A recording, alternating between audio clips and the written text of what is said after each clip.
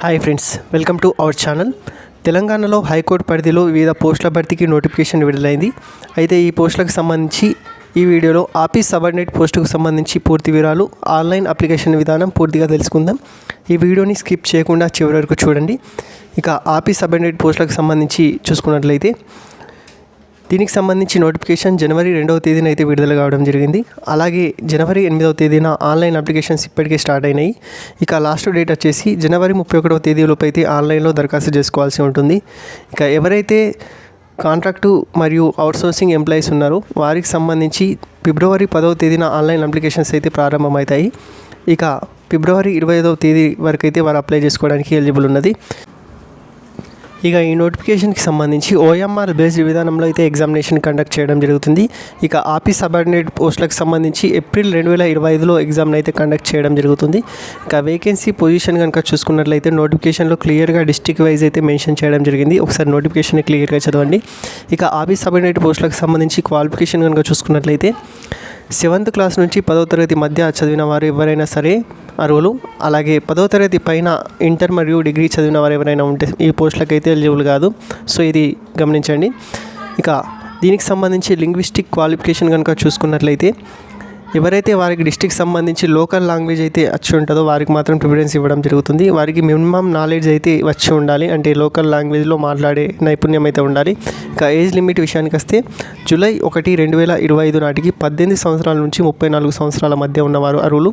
అలాగే SC, ST, BC, EWS వారికి 5 సంవత్సరాలు మరియు పీడబ్ల్యూడి పర్సన్స్ విత్ డిజబిలిటీ వారికి 40% కంటే ఎక్కువ ఉన్న వారికి 10 సంవత్సరాల ఏజ్ రిలాక్సేషన్ ఇవ్వడం జరిగింది.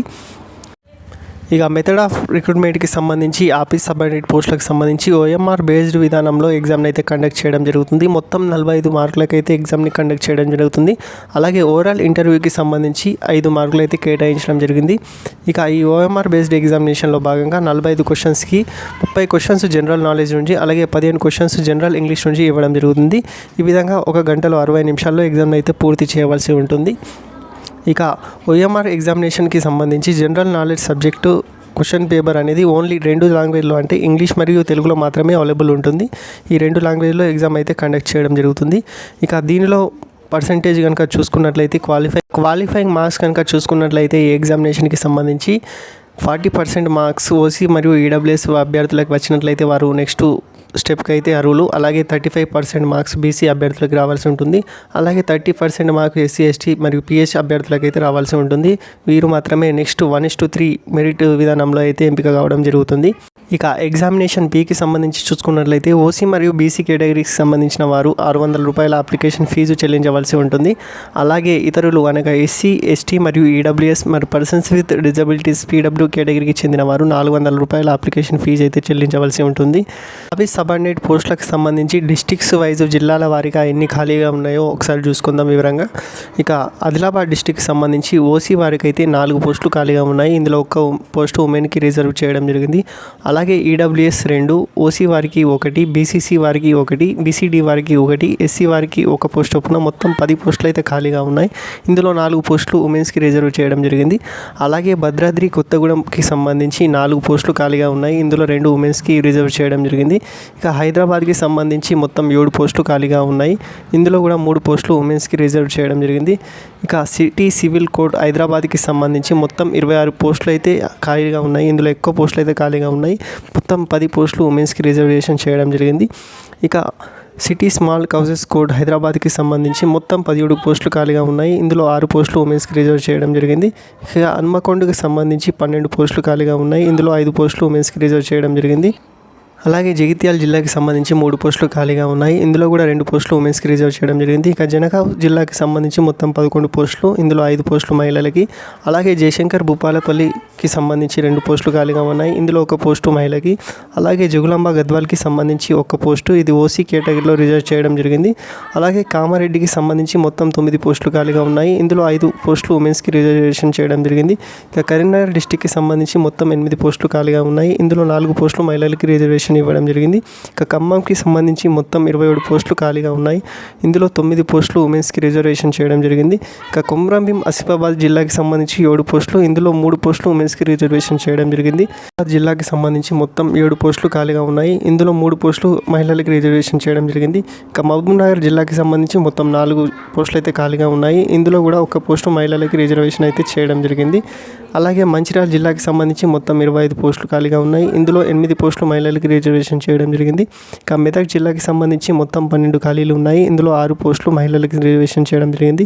ఇక మేడ్చల్ మల్కాజిగిరి జిల్లాకి సంబంధించి మొత్తం 18 ఖాళీలు ఉన్నాయి. ఇందులో 5 పోస్టులు మహిళలకు రిజర్వేషన్ చేయడం జరిగింది. హైదరాబాద్ జిల్లాకి సంబంధించి మొత్తం 35 పోస్టులు అత్యధికంగా ఖాళీగా ఉన్నాయి. ఇందులో 15 పోస్టులు ఉమెన్స్కి రిజర్వేషన్ చేయడం జరిగింది. ఇక ములుగు జిల్లాకి సంబంధించి 3 పోస్టులు ఖాళీగా ఉన్నాయి. ఇందులో 1 పోస్టు మహిళలకు రిజర్వేషన్ ఇవ్వడం జరిగింది. ఇక నాగర్ కర్నూలు జిల్లాకి సంబంధించి 6 పోస్టులు ఖాళీగా ఉన్నాయి. ఇందులో కూడా 2 పోస్టులు మహిళలకు రిజర్వేషన్ చేయడం జరిగింది. ఇక నల్గొండకి సంబంధించి మొత్తం 15 ఖాళీలు ఉన్నాయి. ఇందులో 8 పోస్టులు మహిళలకి రిజర్వేషన్ ఇవ్వడం జరిగింది. ఇక నారాయణపేట జిల్లాకి సంబంధించి 4 పోస్టులు, ఇందులో 3 పోస్టులు మహిళలకు రిజర్వేషన్ చేయడం జరిగింది. ఇక నిర్మల్కి సంబంధించి 7 పోస్టులు, 3 పోస్టులు అయితే మహిళలకు రిజర్వేషన్ చేయడం జరిగింది. ఇక నిజామాబాద్ జిల్లాకి సంబంధించి 13 పోస్టులు ఖాళీగా ఉన్నాయి.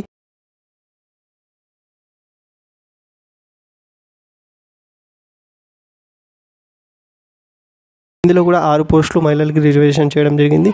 పెద్దపల్లి జిల్లాకి సంబంధించి 10 పోస్టులు ఖాళీగా ఉన్నాయి. ఇందులో మహిళలకి 3 పోస్టులు ఇవ్వడం జరిగింది. ఇక రాజన్న సిరిసిల్లకి సంబంధించి 13 పోస్టులు ఖాళీగా ఉన్నాయి. ఇందులో కూడా 5 పోస్టులు మహిళలకి రిజర్వేషన్ ఇవ్వడం జరిగింది. ఇక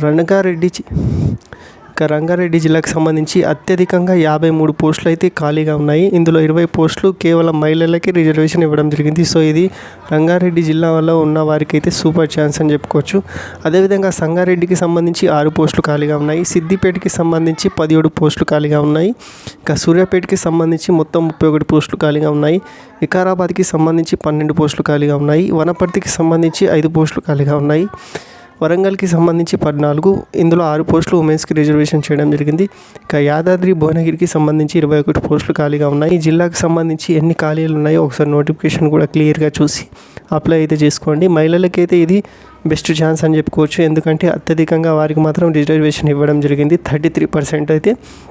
ఈ విధంగా మీరు ఆఫీస్ సబార్డినేట్ పోస్టులకు అయితే ఎవరైతే 7వ తరగతి నుంచి 10వ తరగతి మధ్య చదివి పాస్ అయ్యి లేదా ఫెయిల్ అయి ఉన్నారో వారు మాత్రం అప్లై చేసుకోవచ్చు.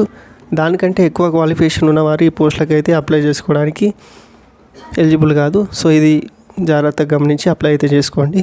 సో ఈ ఇన్ఫర్మేషన్ కనుక నచ్చినట్లయితే నా యొక్క ఛానల్ని సబ్స్క్రైబ్ చేసుకొని నాకు సపోర్ట్ చేయండి. మరిన్ని ఎడ్యుకేషన్ ఇన్ఫర్మేటివ్ వీడియోలు చేయడానికి నేను కూడా ప్రయత్నిస్తాను. Thank you friends.